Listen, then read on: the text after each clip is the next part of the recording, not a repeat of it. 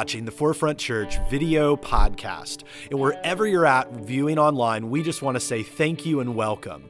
And one of the ways that we can help connect with you is we want to hear from you and where you're at and how we can help. And so head over to forefrontchurch.info after the message and click the Connect tab. It's a great way for us to help you along your spiritual journey as you connect with God and learn about Jesus. And so sit back, relax. We hope that you're challenged and encouraged from today's message.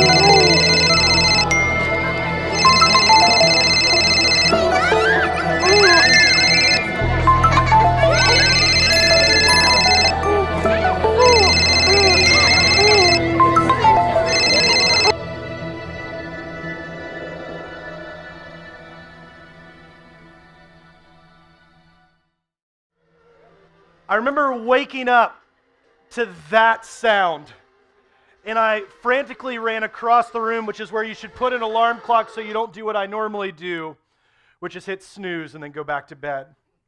And when I looked at the clock, I realized that it was an hour behind the way we needed to wake up. See, my wife had already left to go to work.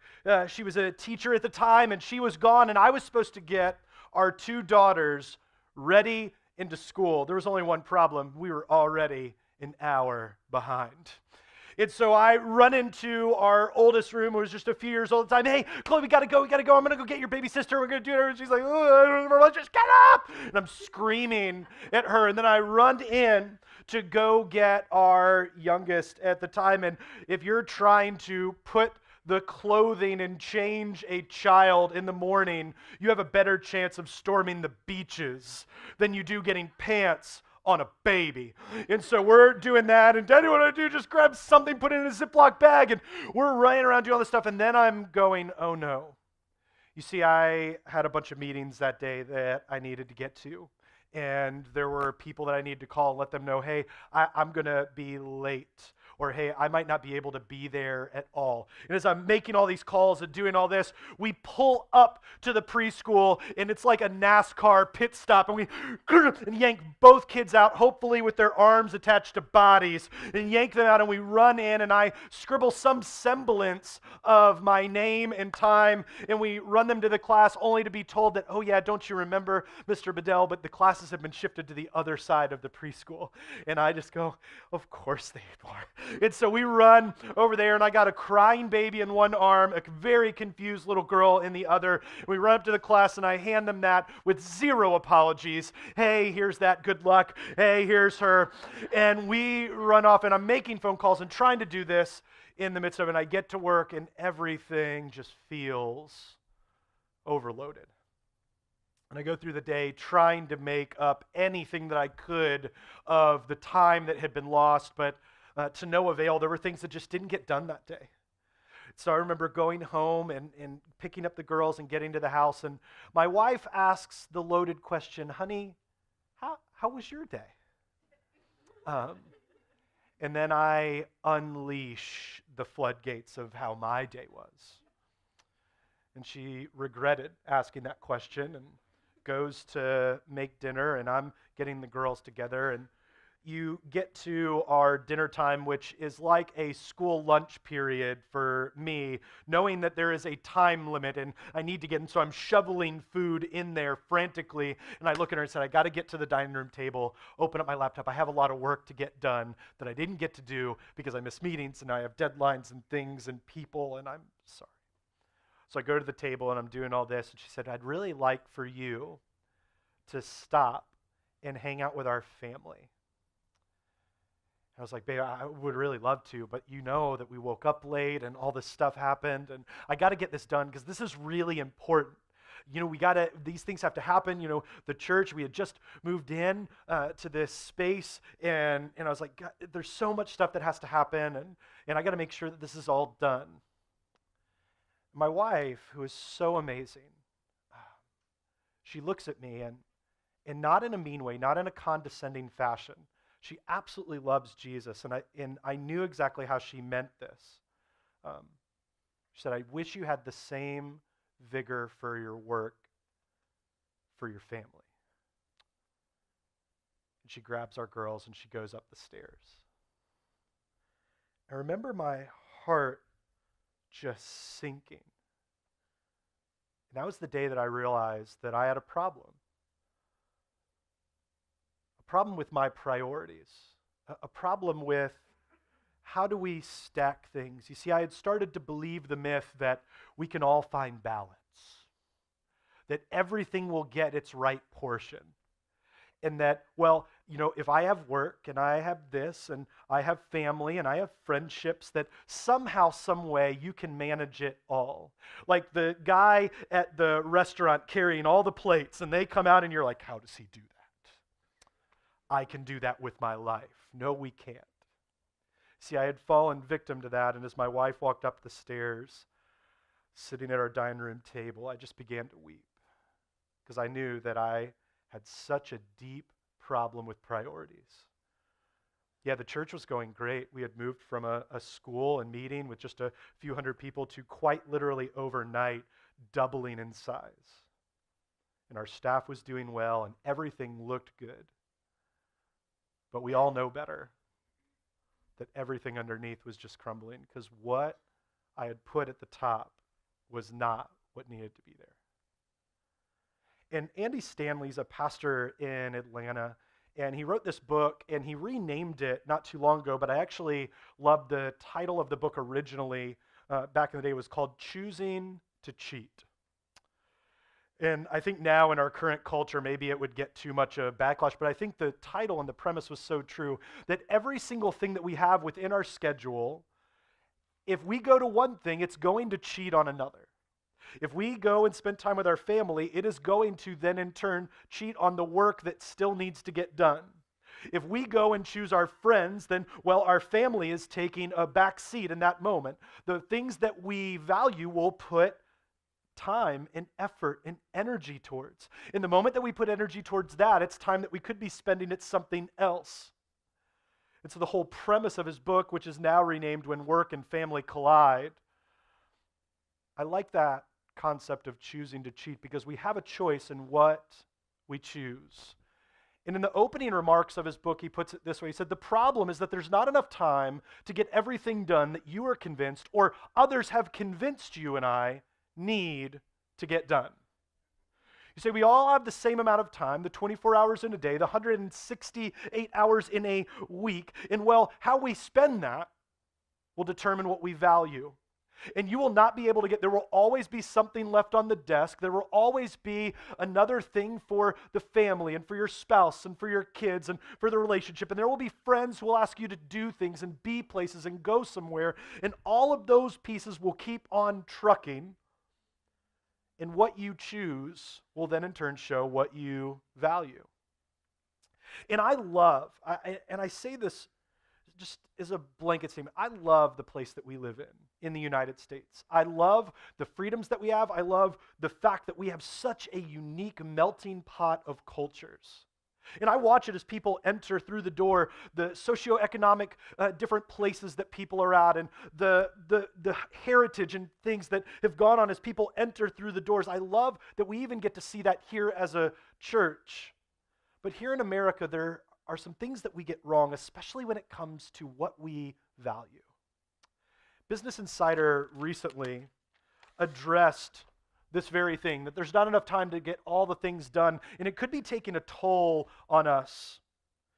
And the most recent study that just got released in 2018 shows that today, 70% of American children live in households where all the adults are employed, which is different than in 1960 when only 20% of households had a space where all of the adults under that roof worked. And we're watching it taking its toll on the American family. Now, I don't want to shame any of us in thinking that, because for a lot of us, our family included, even though my wife stays home, she continues to work. She teaches kids English in China, but she doesn't know Chinese. She does it online. It's weird. I don't know. But we have to do that to function. I work 2 other jobs besides this to continue to do that. And so I see this dilemma that happens within American culture. The U.S. is the only country in the Americas without a national paid leave benefit. The average is over 12 weeks paid leave anywhere other than Europe, which has over 20 weeks. At least 134 countries have laws setting the maximum length of work for a week. Guess which one doesn't? Us. The average productivity, this is interesting, per American worker has increased from 1950 to current by 400%. So you would think we would only have to have an 11-hour work week to be able to live like we did in the 50s. Here's the only problem, we're not in the 50s anymore. And so we're producing more, so you would think, man, well, we must get paid exponentially more. Here's the only problem, someone's benefiting, and it's not the average American. There is not a federal law in the United States requiring paid sick days. Companies are fairly ruthlessly letting people go. If you don't meet the standard, there is always somebody else who will come up behind you. And if you question that amount of work and things that go on and the possibility of taking leave, well, you'll be axed and they'll usher someone in who can take your place. But overworking is taking its toll on us.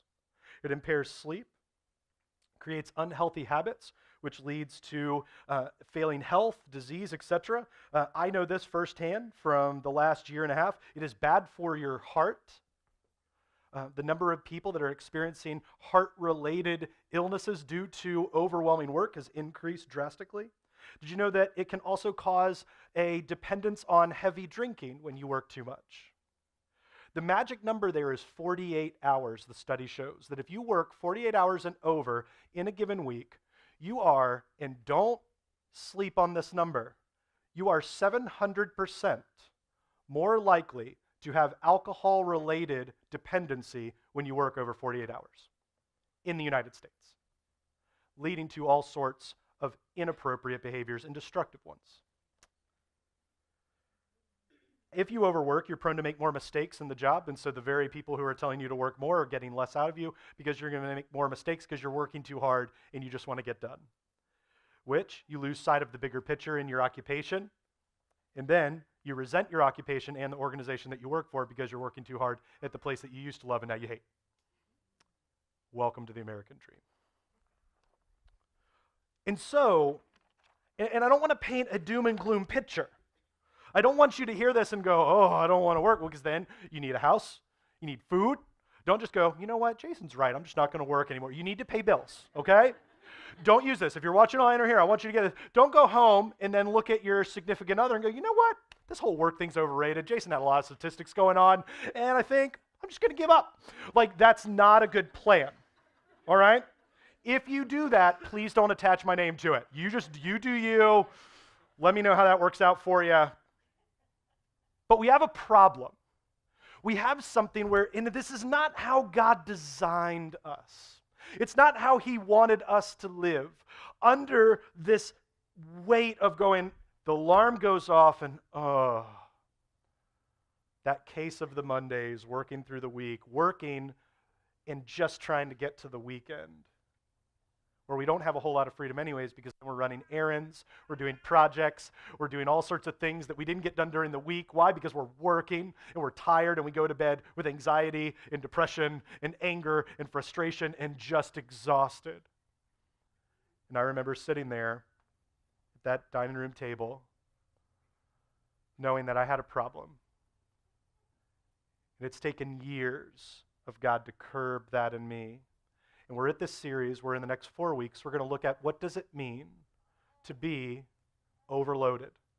Because every single one of us has a moment where we feel like we're that waiter at a restaurant carrying the plates. The only problem is we have tripped, we've fallen over all the plates, we have stuff all over us, we're sitting there crying like a 2-year-old, just going, where's my mom and my dad? I just want something to get better. God, why?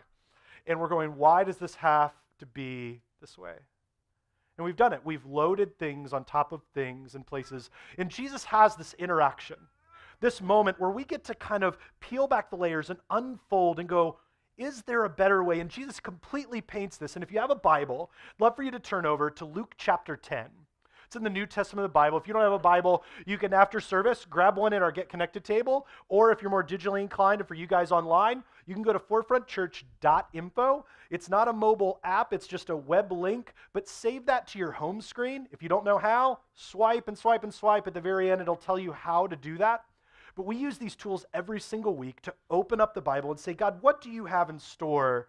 Because this is great if we come together and we sing and we do these things, but how does that impact Monday, in Wednesday, in Thursday, when all of this is coming to a head? And as Jesus has this interaction, it's fascinating to me what takes place between this juxtaposition of these two sisters and the difference in how they approach the situation. And as we read this, I want you to honestly ask yourself, which of these two individuals do you operate like right now? Not what you hope to be, not what you sometimes do, because then we will do that, right? Won't we? We'll see glimmers of hope where we operate in a way like today was such a good day, and we frame our entire existence around the good day. And then we have like 2 weeks where we have just everything is collapsed. The house is like just shy of burning down. And we go, but that's not me. I had that good day, you know? And could we be honest and say, maybe I'm that way and I just don't want to admit it? And Jesus has this interaction here, starting in verse 38. And Jesus and his disciples were on their way. They came to a village where a woman named Martha opened up her home to him. She had a sister called Mary who sat at the Lord's feet. Remember this detail because this will be huge. It's one of those things when you read the Bible, we want to take every bit of what's happening in its context. We just don't want to pass over things. We might be like, well, that doesn't mean a whole lot, just telling where she is. It's absolutely detrimental to the story. It's so important. Listening to what he said. But Martha was distracted by all the preparations that had to be made. She came to him and asked, which I don't know if she necessarily asked, more told, Lord, don't you care that my sister has left me to do? I imagine her head is like doing this, and she is like, Lord, don't you know that my sister, if you've been in that moment, right? Especially if you've had kids, remember growing up, if you had siblings and you did it and they didn't do anything. And you wanted to tell your parent, you're going to tell them all like they didn't already see it. Lord, don't you know that my sister has left me to do the work by myself? Tell her to help me. And she doesn't say this. There's an exclamation point. We want to look at punctuation because this is a big deal. She's yelling at Jesus. All right? Picture the scene. Come on in, Jesus. We want you to hang out. You've had those moments where everybody, is scattered and all that, and she is yelling, my sister isn't helping me. Come on, don't you care?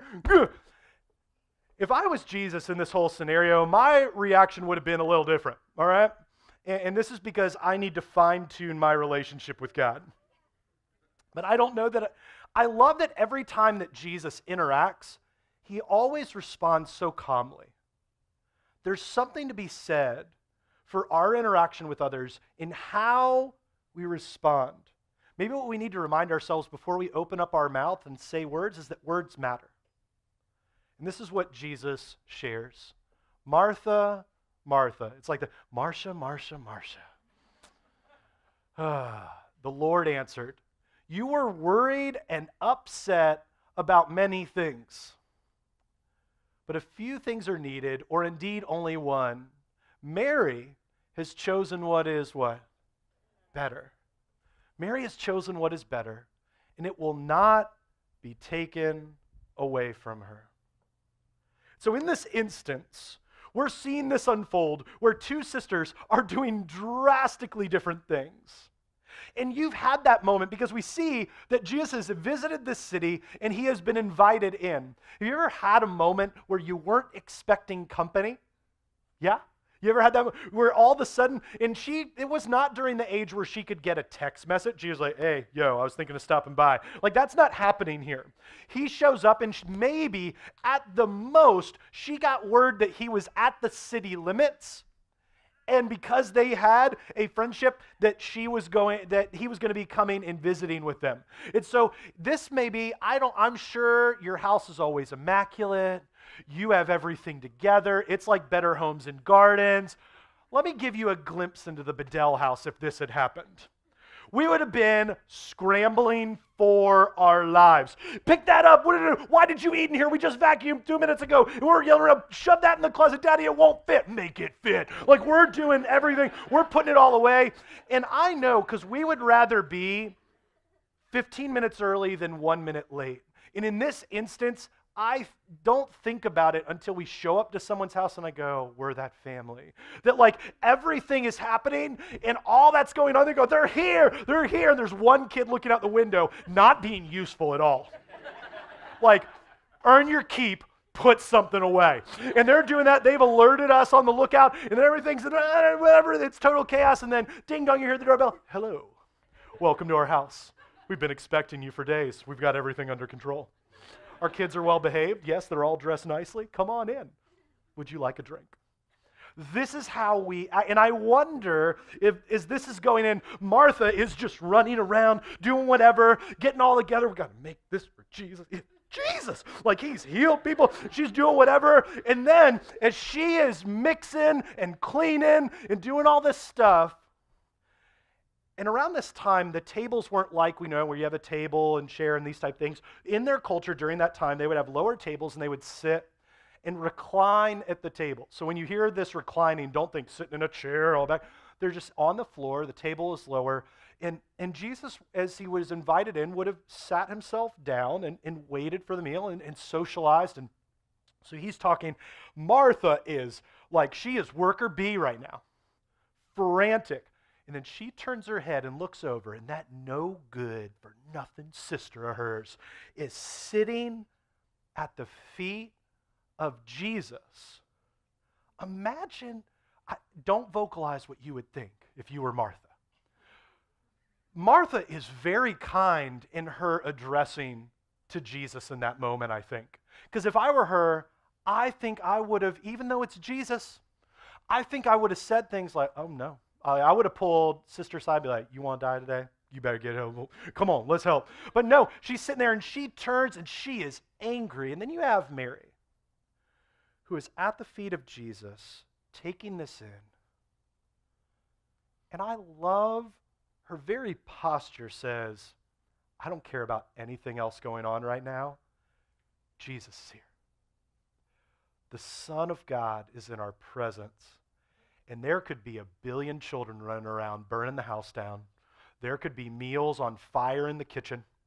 And this place could have toys and Legos that the poor Jesus' feet could step on. But you know what? I don't even care. He's here. I'm going to have all of my focus and attention on him. And Martha can't handle it. She is, not only has she lost her mind that Jesus is here, but now she's losing her mind that Mary is sitting down with Jesus. And she is livid, yelling at the Son of God. Now, if you've done that in your prayer life, he can handle it. He can take all those things. If he was here face to face, I would not advise it. But he takes it. He's very calm. But I wonder if Martha has completely missed everything because she's so focused on the tasks.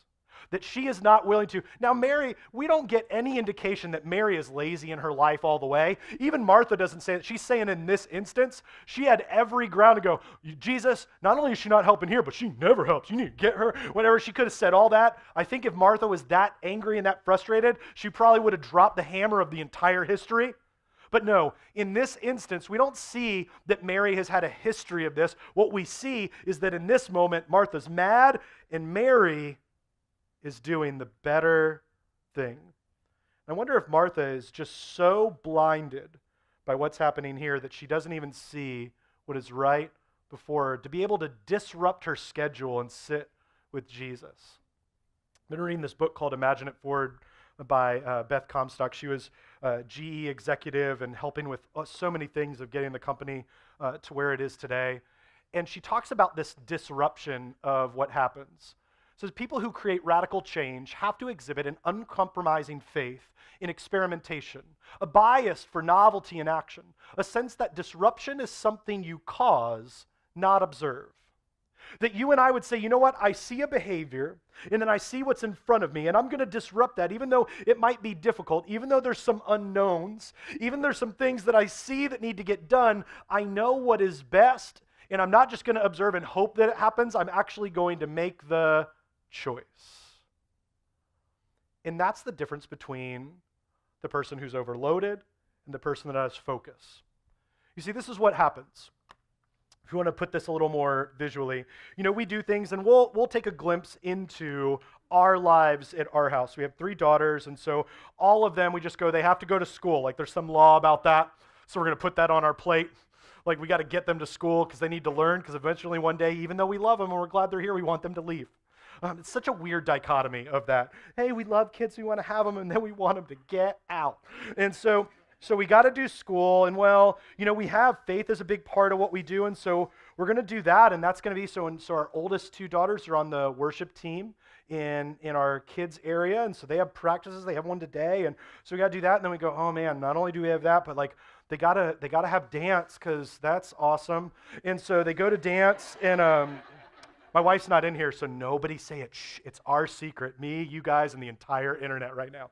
And so they got to go to dance because that's fun. And, they need to know how to swim. And so we'll put them in swim classes. And the littlest one, now that they know how to swim, we got to get them rec center passes because they got to practice. Because somehow you're going to forget how to not die. And so then we got to, and then it breaks. You see, because if we're trying to do it all on our own, over time, the more we add and the more we add and the more we add, we cannot keep up that type of stretching out our lives and all the hours. It will eventually collapse. The thing is, we think we can do it because we've watched other people and we've seen the imagery of the guy with all the plates, and they come out and they serve everything. You go, I could totally do that in my life. And we believe the lie that we can balance everything. The problem is you can't. The myth and the lie is that you can have balance. You will never have balance. You will have to choose what's important. You will have to let some things sit on the back burner and other things get the priority. The moment that we can understand this is the moment that we can thrive in who God designed us to be. It's the difference between Martha and Mary. I will work, because Rihanna told me to. Some of y'all got that. Or I'll step into what's true. Well, no. Culture says I got to move, I got to do these things, I got to work, I got to, there's so much going on, I got to do it all. And Jesus goes, no. There's some things that you have to do, but at the end of the day, when I'm in front of you, you need to choose me. And I hope that we can really wrap our heads around the fact that overwhelming work leads to underwhelming interactions. That the more and more that we try to do all these things, Martha is missing Jesus. Let's think about that for a second. Jesus is physically in her house, and she's trying to get the mac and cheese ready. Yeah, And Mary's not going, she's not shaming her. She's not going, girl, Jesus is in your house. Stop and do this. She's like, listen, you can choose what you want to do. I can't make you do anything, but Jesus is here. I want to stop and connect with him. And what we see in this moment is she is choosing faith over fatigue. You have Martha, who is working herself to death, and you have Mary, who is at the feet of Jesus. And it is mirroring everything that we read throughout Scripture. Psalm 23, he makes me lie down in green pastures. He leads us beside quiet waters. He refreshes our souls. He guides us along the right paths for his name's sake. Be still and know that I am God. One of probably the top 10 most quoted verses, and one of probably the top 10 most unpracticed pieces of a command to just stop and be before God. Come to me, all who are weary and burdened, and I will give you rest. Cast all your anxiety on him because he cares for you. So let us come boldly to God and stay there to receive mercy and to find grace to help us in our time of need. And this is what we see, that Mary models for us a life of health and faith. Mary sees Martha and she sees Jesus and she goes, that is no choice. There's no contention there. I'm going to choose to be with Jesus. Have fun with the mac and cheese. But then there's many of us that just want to be working and doing what we need to do because we got to get it done. And Mary is choosing the better thing. Even her posture. She's not going to stand there and listen to him. She gets down at his feet. I watch it when my daughters will play and do their thing, and I'll come home and I'll be really tired because I worked hard. And I'll sit down in my recliner. My wife bought me a chair. It's not a chair, it's my chair. And it was a gift that my wife bought to me because she knows I try to work really hard. And now sometimes I look at that chair as my daughters are playing in the room, and I wonder, should I sit here? Oh, I've earned it. I've done this stuff. Or should I get down on the floor and lose all dignity and play and act a fool? Why? Because that may be, and I would say and contend that it usually is, my most engaging act of worship before God is to get on the floor and laugh and dance and sing much out of key with my daughters for God. See, Mary is choosing what is best. And we see that in the way that she's posturing herself. But for you guys who are the OCD type, you know who you are because you already wrote it down. Martha is a warning to all the task completers. You know who you are. The ones that if you have one open slot that isn't checked off, you will lay in bed at night going, oh my gosh, I can't believe that one thing's left to do. You will walk downstairs because there's a fork that's dirty in the sink. Let the fork lie. Let the task be done. Is my friend in small group, he was joking around, my friend JR, we were talking about Martha and her interaction. He said, I wonder, why is Martha being so extra? Why does she have all these extra things going? Like, why doesn't she just realize that Jesus is right there? And she doesn't even get it because she's so task-driven. And I'm not saying that's a bad thing to be task-driven. But if the tasks come before the Savior, there's a problem. That's why these overwhelming work moments lead to underwhelming interactions. My prayer is that we'll choose faith over fatigue. This is why when my wife looked at me and said, I wish you had that same vigor for your family that you do for your job and those people at church. She wasn't saying that condescending. She was doing it because she's a woman of God and she needed to correct me. And I don't want to say I messed up or that I fell short. For me to move in that way was sinful. And I think we need to be okay with calling it what it is. If we're a follower of Jesus, that is sinning against God and against my family, against the people around me, against my friendships. And so we've chosen to instead not just extend ourselves so much, and we could say, you know what, because God, I can do all things through God who strengthens me, and this is what we do. We bet we get our schedule as much as we could get it, and we go, see, because God's good, right? I can schedule it all because God's braced me. I got it over here. We've got this because God and I were a team. I go, but how's your margin? And so my wife and I, a long time ago, we made a choice and we said, you know what? We're going to operate right here. And people ask us, like yesterday, we had friends who had a birthday party and a lot of our friends went over there. And my wife looked at me and she said, so what are we going to do Saturday? And I said, nothing.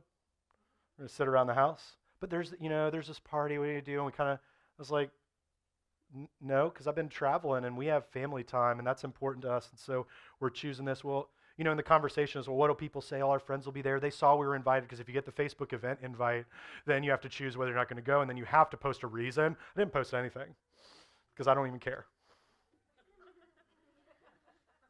Because I want to choose this all day long. I want to choose faith over fatigue. And for many of you, you are dog tired. But you're not tired because somehow, well, God has opened up all these opportunities and I got so much going. You're dog tired because you chose it. I know that doesn't sound very loving at first, but it may be the most loving thing that I can share with you. Is that if we're going to choose faith over fatigue, we have to be honest and say, I think that my schedule that I wear as a sash with a bunch of badges of honor, look at me, I'm so busy, is the very thing that's destroying our family.